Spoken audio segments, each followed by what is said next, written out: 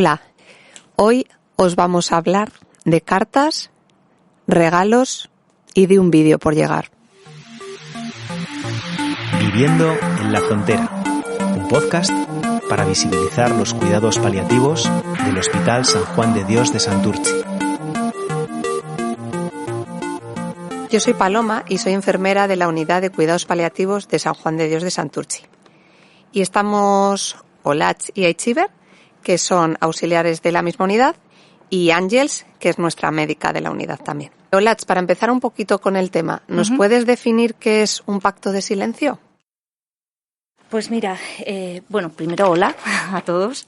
Y mira, Paloma, cuando nos referimos a pacto de silencio, estamos haciendo mención a que tanto los allegados a la persona enferma, su familia, amigos, lo que es el entorno, y o los profesionales,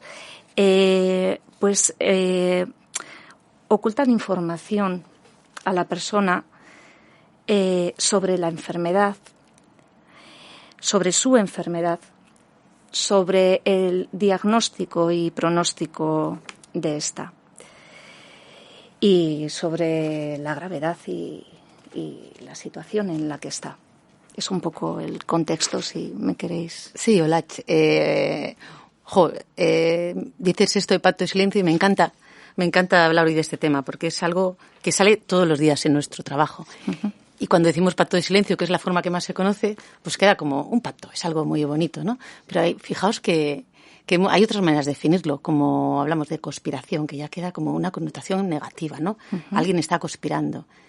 Y la otra forma que encontré yo el otro día, que no sabía ni que existía, era protección informativa. Fijaos en lo que significa todo eso. ¿Qué hay detrás de todo esto, no? La protección, el querer, el cuidar a su ser querido, ¿no? Es algo muy habitual en el día a día. Vale, pues metiéndonos un poquito en materia, Aitziber, ¿a quién protege este pacto? Pues el pacto protege al paciente, que es el principal, bueno, no el principal, pero uno de los más importantes, a los familiares y luego pues a nosotros, a los profesionales. Yo voy a empezar al revés, mira, por lo último, por los profesionales, que es la parte que igual me toca más directamente como médica, ¿no? Diréis, ¿cómo va a proteger al profesional? Pues mira, el profesional se protege y nos protegemos muchas veces pues porque no es fácil dar malas noticias, es muy complejo y hay que aprenderlo. Sí. Es algo que no nos enseñan en todo nuestro recorrido profesional, lo aprendes a golpes y si tienes la suerte de estar alrededor de gente que sabe comunicarse, pues maravilloso, pero si no te vas formando, esto se aprende. Y lógicamente uno de los motivos por el cual nos protegemos es, primero, porque no tenemos herramientas para gestionar esa información, por otro lado, gestionar las emociones que se desencadenan cuando das una mala noticia de este tipo. Es muy complejo, tienes que también tener herramientas para ayudarles en ese camino. Y pues Ángels, así como hablabas de los profesionales, yo voy a comentar también los familiares porque como nos comentaba Aitziber, también se protegen, ¿no? Hablamos de esta protección. Eso es. Pues igualmente es pues la dificultad que tienen pues para enfrentarse a toda esta oleada de sentimientos tanto de ellos como de la persona enferma. Es que es muy difícil. Nos ponemos en el lugar y es así. El miedo a la propia muerte, ¿no? Si lo pensamos, el miedo a mi muerte la estoy viendo de cerca. El miedo, lógico, a que su ser querido va a fallecer, es inminente. Ahora que estás hablando de los familiares, me viene a la cabeza, ¿no? Una de las frases típicas o cosas típicas que nos dicen, ¿no? ¿De qué va a servir? Si esto no sirve para nada, ¿para qué va a saber que le queda poco tiempo, ¿no? Que lo del tiempo es muy relativo, pero ¿para qué saber lo que tiene? ¿Qué le va a aportar? Si le va a hacer sufrir más, ¿no? Esto es todo en relación para protegerle, siempre es para proteger a su ser querido, ¿eh? Todo esto, dentro de todo esto hay amor. Pero bueno. Sí, yo creo que también influyen, como dices tú, las creencias también que tienen las familias o esa persona, de que igual si se le dice a su familiar lo que le queda, lo que tiene, lo que le queda el pronóstico, igual pierde esperanza y se va a hundir y se va a deprimir. Efectivamente. O igual en esa familia no ha habido, ante las malas noticias, por ejemplo, pues no se han comunicado nunca. Lo que hablábamos de la habilidad de comunicación, es clave.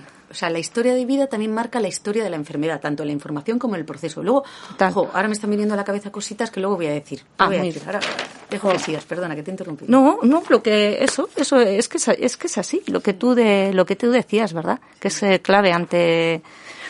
Yo pienso que sí.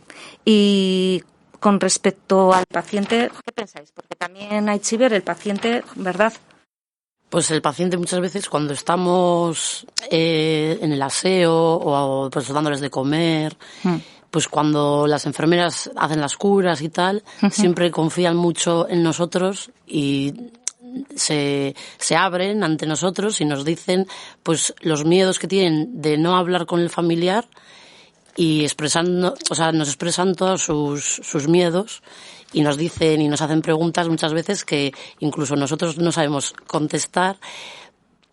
No es que no sepamos, sino que también a veces nos da miedo contestarlo mal o hacerlo mal. Entonces siempre buscamos pues a la doctora o al doctor para que, o le preguntamos a ver si han hablado con ellos y tal, para que ellos les puedan informar o intentar ayudar de alguna manera. Es que es muy importante en todo esto que dices tú, porque al final el paciente sabe, intuye, el cuerpo da señales de que algo pasa. Pero en todo esto es importante el manejo de la información, ¿no? ¿Cómo se da esa información? Porque claro, no siempre, como todo el mundo cree o las familias creen, cuando se va a dar un diagnóstico a una persona, un pronóstico no debería ser de golpe. Así es, Paloma. Aquí es clave. Cuando muchas veces nos preguntamos y hablamos en el equipo, que es una cosa que sale muy bien, entonces, ¿qué hacemos? ¿Cómo lo hacemos? ¿Cómo abordamos esta situación?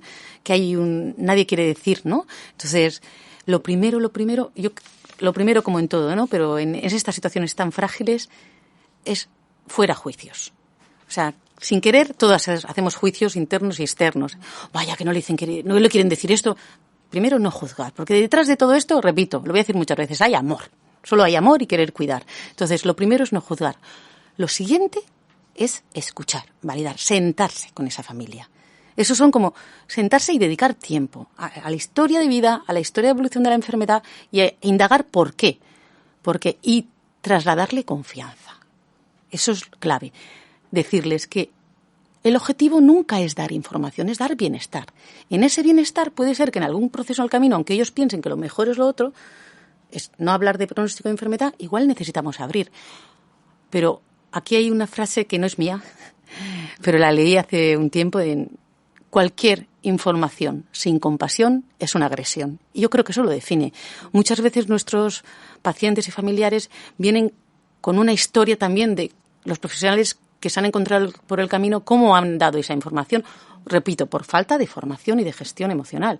Entonces, el impacto es muy diferente. Esto es como un baile, hay que saber acompasar el ritmo. Y cada paciente y cada familiar necesita su ritmo. Es que igual tú no estás es que igual no estás en el momento para que te den una noticia tan impactante, ¿no? Es que en ese momento la persona enferma también tiene su momento, su límite. Igual no va a recibir la información en todo su contexto. Efectivamente, es muchísima información. Y muchos de vosotros nos preguntáis cómo abordamos estas situaciones, que no es fácil. Y nos las encontramos día a día en nuestra unidad. Y en la calle también. Bueno, que en la calle me refiero en domicilios, que estamos en el hospital y en domicilios. Uh-huh. Pues mirar, lo primero de todo en general, pero en estas situaciones tan frágiles, no realizar juicios.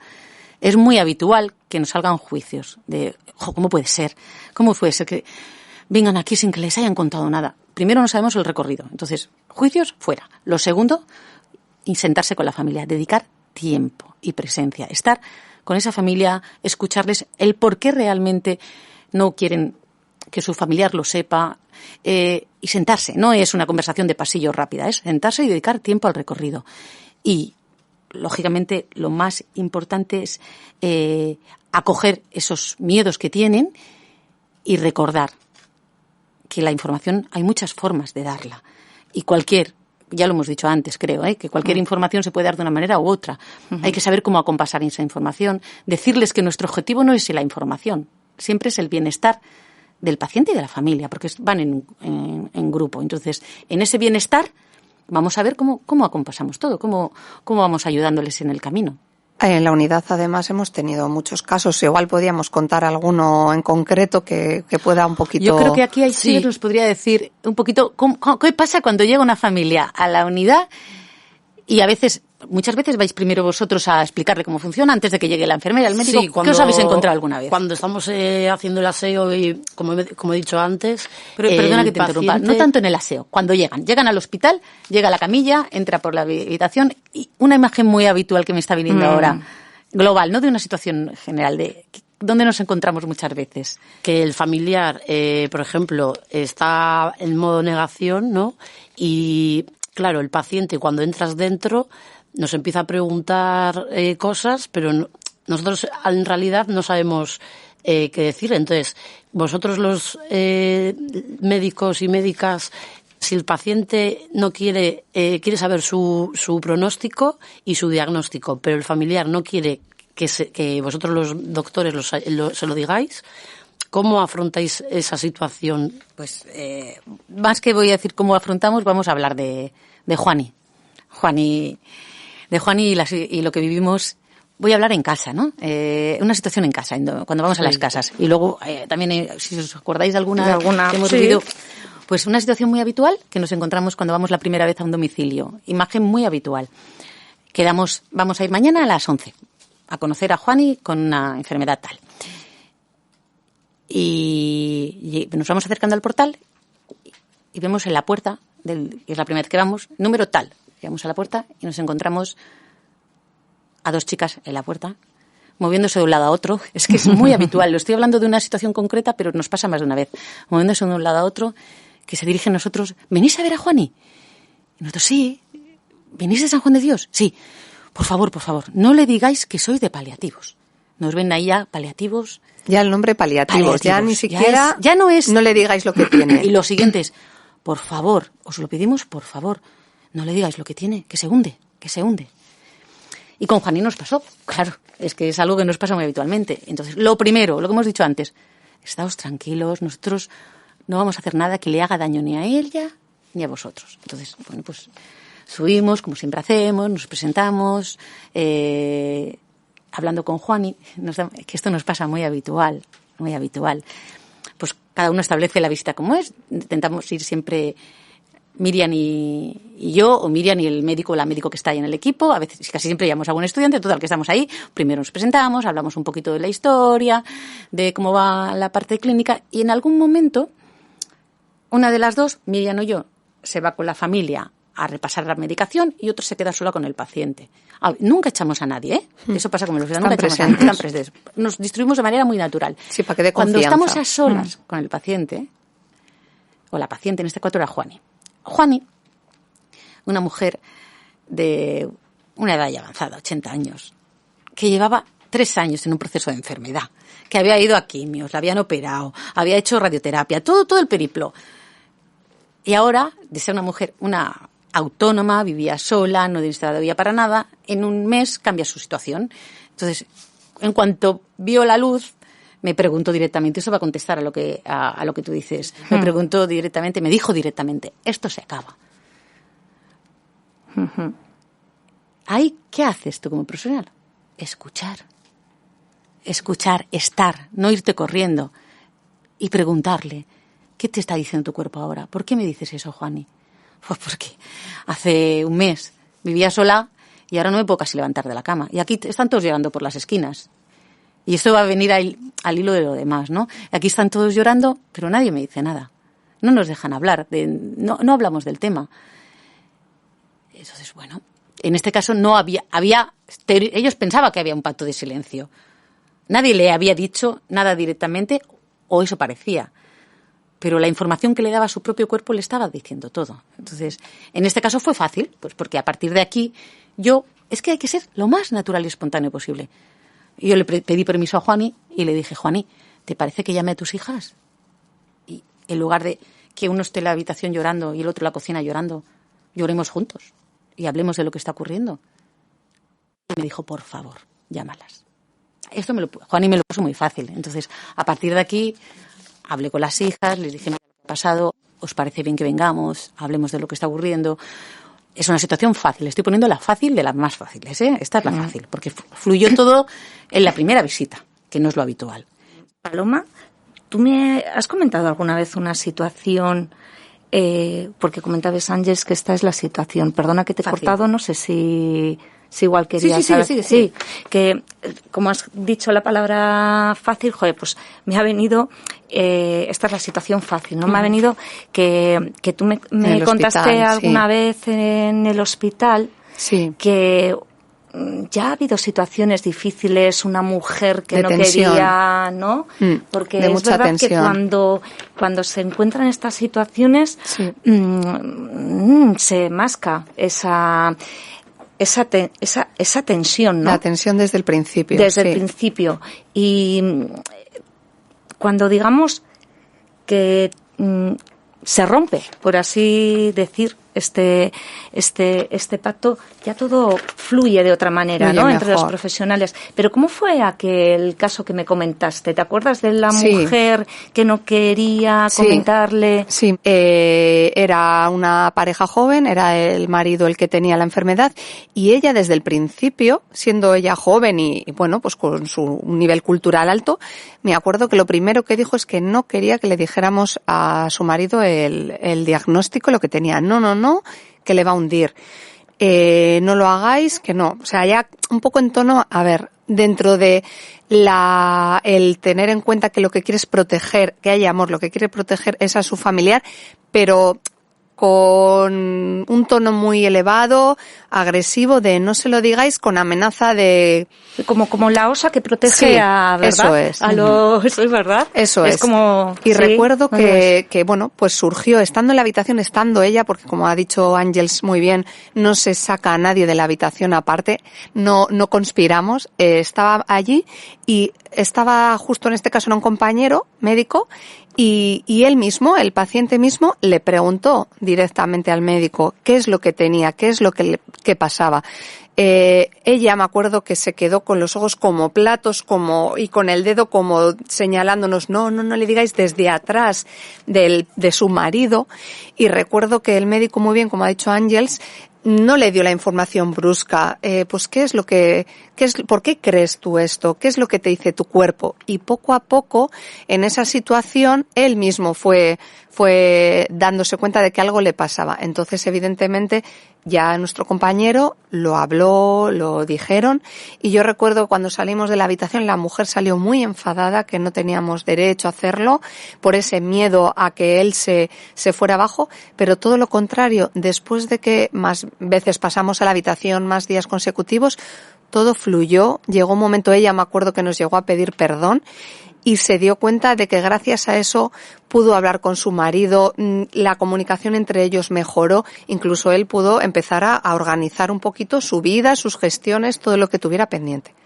O sea que a la hora de establecer el pacto y de romperlo, vamos a hablar un poquito qué es lo que supone, ¿no? Un poco pues lo adelantado. Lo has definido muy bien ahora con esta situación real, ¿no? Al final, ¿por qué ese objetivo? Si es que el paciente necesita tener más información, porque una cosa importante que no hemos dicho, el derecho a la información es también al derecho a no ser informado. ¿Cuándo? Claro. Tenemos que plantearnos, hay una ley que a mí me da igual la ley, quiero decir, y nos da igual a todo el equipo la ley. Es que además la ley es en el cual hay gente que la coge ahí, la ley, tiene derecho a ser informado, tener toda la información.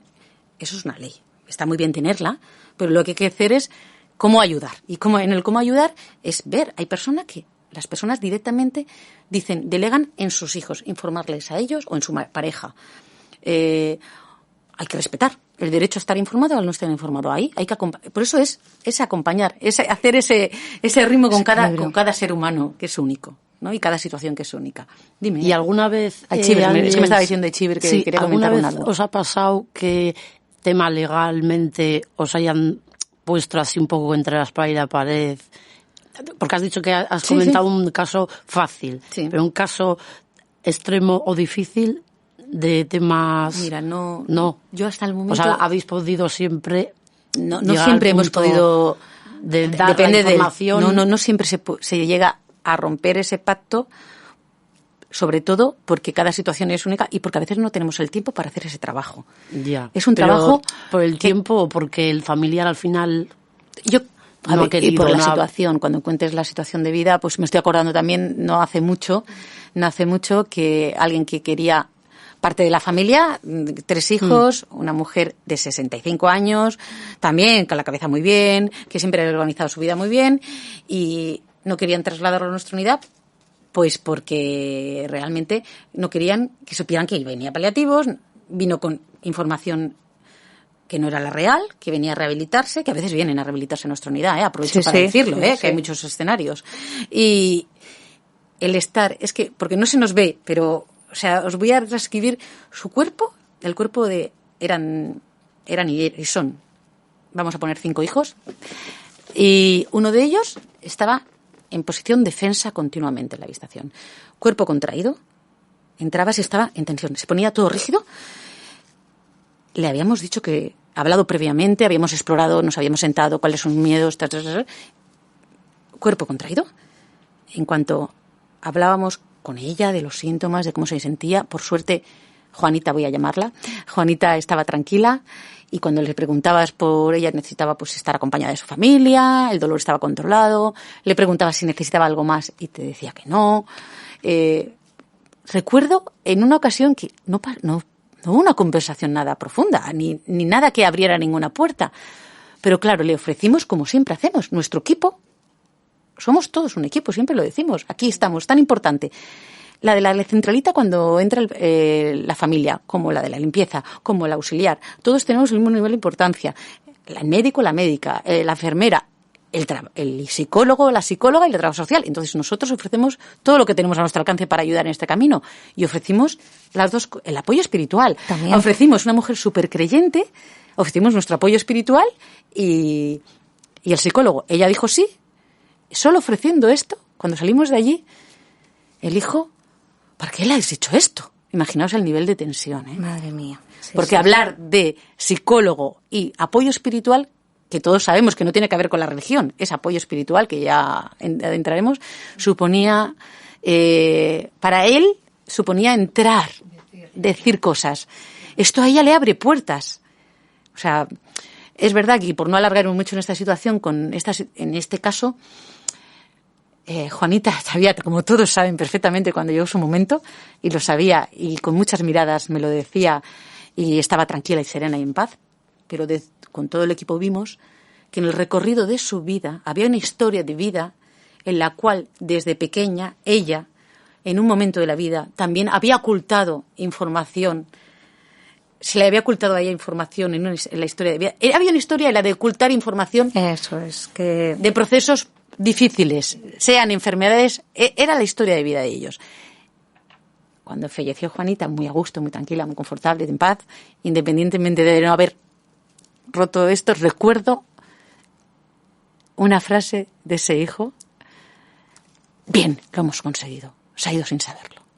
Fíjate. Qué necesidad, sí. Es que es como la imagen. Yo me acuerdo que entré en el despacho y dije, compañeras, pues eso. Qué bien. Sí, que en este caso no se rompió el pacto del silencio. Ella se fue tranquila, tampoco pasó nada. Ella se rompió tranquila. entre ellos. Entre ellos, pero ella sabía. Eso es. Ellos no se pudieron comunicar a ese nivel, no pasa nada. Eso también está bien. Les dio confort a los dos. Tuvieron otras herramientas, no pasa nada. De todas formas, hablando del pacto del silencio, a la hora de establecerlo, romperlo, eso es lo que estamos diciendo, que en general qué cosas suelen suponer para el paciente, para los familiares y para los profesionales cuando como en la mayoría de los casos o algunos, se rompe este pacto de silencio. Yo, a nivel profesional, yo creo que mejora la relación y el vínculo con esa persona, porque te da esa confianza, él confía en ti, no le estás ocultando nada, lo habéis hablado y mejora esa comunicación, ese vínculo emocional con el paciente. Y además, yo como médica que pauto la medicación para el dolor, y vosotros que también ponéis los rescates cuando tienen dolor, rescates es cuando tienen un pico de dolor y piden medicación. Está demostrado ya científicamente con estudios que tener la información y poder hablar de lo que está ocurriendo baja el nivel de ansiedad y mejora el control de síntomas. Eso ya no es algo, es algo que está demostrado. O sea, hay beneficios también en el control de síntomas. Fíjate, es que es así. Y también entre la familia, bueno, siempre, o sea, cuando referimos familia, ¿no? Nos referimos a los allegados, a las personas que están alrededor, ¿no? Les abre esa conversación que nunca han tenido, ese decir, pues yo que sé, igual nunca se han dicho te quiero. Y tampoco pasa nada, ¿eh? Y no pasa nada. Porque hay familias que se quieren sin decírselo. Sin decírselo, ya. Muchas, pero igual, muchas. Y sin tocarse. Claro, ¿no? Cada uno. es así, pero igual la mujer necesitaba que le dijera al marido que te quiero. Quiero decir con esto bueno, pues que fluye el hablar, el decirse igual cosas que nunca se han dicho. Por lo menos tener la oportunidad. Tener esa oportunidad, al menos, tener ¿no? la oportunidad. Eso, jolín, yo creo que es importante. Incluso adelantar celebraciones que hemos... ¿Te acuerdas? Hombre, mira los señores Hola, estos... ¿te acuerdas? ¿Te acuerdas? Estos señores... Ay, Chivo, tú también te acordarás. Una pareja mayor... ¿Sabes? Que por lo mismo que no sabían y María, vamos a poner María. ¿Te acuerdas? María y Juan. ¿No acabaron celebrando? ¿Qué fue? Adelantaron el bautizo de su del bisnieto. Es que... Si María no hubiese sabido esto, nos lo hubieran dicho, porque no querían, porque si lo adelantamos se va a enterar, no sé qué, va a darle vueltas a la cabeza. Sí. Pues esto es un poco una situación real. Sí, sí. Y gracias a trabajar este tema, como hemos dicho, se adelantó la fecha. Eso y es. Pudo ir, y salió de la unidad y fue al bautizo. Y además, fijaros, perdón, lo la importante... unidad del hospital, que hablo de unidades, cuando los que están hospitalizados pueden salir. Pues eso es. Lo importante que es el dar pie a poderte despedir, que ese paciente, esa persona sepa lo que le pasa, tener un tiempo para organizar lo que le queda y poderse despedir. Incluso para los familiares eso mejora el duelo que posteriormente se vaya a dar. Generalmente eso ayuda. Efectivamente. Sí. También es verdad, Paloma, que ahora me estoy acordando, ¿no? De algunas situaciones en las que dicen, nosotros ya no lo hemos dicho todo, no hace falta, ya está todo hablado, está todo hecho, está todo atado de hace mucho tiempo y no necesitamos una despedida. Bueno, también. Ya, también bueno, quiero decir, que también eso es. Ya está todo hecho, todo hablado y no necesitamos una despedida. Bueno, pues no pasa nada.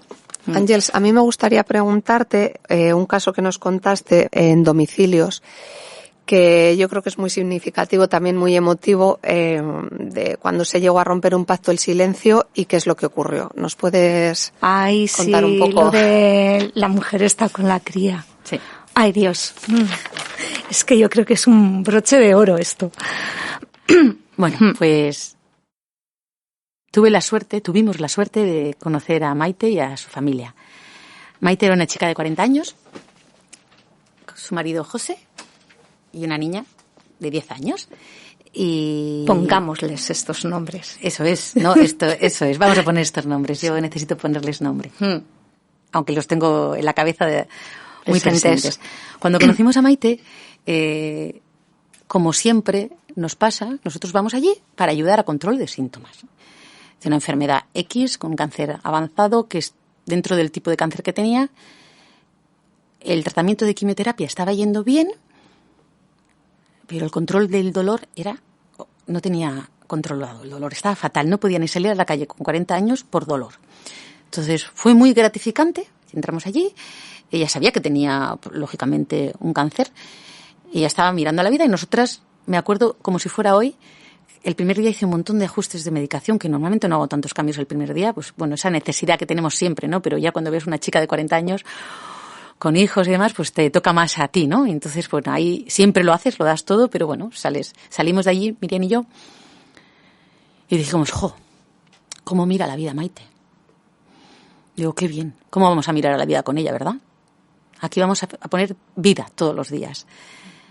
¿Y esto qué tiene que ver el pacto de silencio? Que su pareja nos dijo: a mí me han dicho que queda muy poco tiempo, a ella no le han dicho nada. Yo no quiero que ella lo sepa. Bueno, pues el primer día recoges y bueno, activas todo lo que se te va ocurriendo y voy a irme al meollo de todo ello. Después de un trabajo de equipo, en el que entró también nuestra psicóloga del equipo, a ayudar y acompañar a su hija, a Maite, a José, a toda la familia, porque aquí todo es importante, todos son importantes, lógicamente. Maite fue consciente que había un tiempo. Muchas veces, como decimos, es que no sabemos si son semanas, meses, sabemos que no son años. Entonces, entre semanas, meses, cuando sabemos que no son años, y ella, mujer muy lista, con ayuda de pues empezaron. Su hija tenía 10 años en aquel momento. Se dedicó a hacer 8 cartas. Compró 8 regalos. Grabó un vídeo. Qué emoción. Es emocionante. Para recordar este caso es muy... Y las cosas se precipitaron justo después de grabar ese vídeo. Después de hacer todo. Justo después de grabar ese vídeo. Y pudo dejarle un legado le dejaba muchos legados a su hija. Pero a día de hoy sigue recibiendo cartas de su madre. Todavía no ha recibido el vídeo. Cartas y regalos. Cartas y regalos. Una vez al año, en su cumpleaños, recibe una carta y un regalo. Y cuando cumpla 18, recibirá ese vídeo que nadie ha visto. Que nadie ha visto. Buah, los pelos. Hubo mucho trabajo para llegar ahí, de todo tipo, pero bueno, realmente... Y diréis, qué duro. Los que nos oís igual. Yo solo siento agradecimiento. Agradecimiento de haber podido estar ahí. Un agradecimiento infinito. Yo creo que no me he sentido nunca tan plena como profesional como cuando podemos llegar hasta ese lugar. Y me he centrado en eso, pero es que encima le quitamos el dolor. En 24 horas eso ya fue, el mejor sobresueldo que he tenido en mi vida, creo. Quitarle el dolor, salir a la calle, disfrutar con su hija durante ese tiempo que estuvimos, que voy a dejar en tiempo X. Pues yo creo que este caso cierra muy bien el programa para que la gente le haya quedado claro lo que es el pacto de silencio y cómo trabajamos tanto en la unidad como en el domicilio este tipo de situaciones.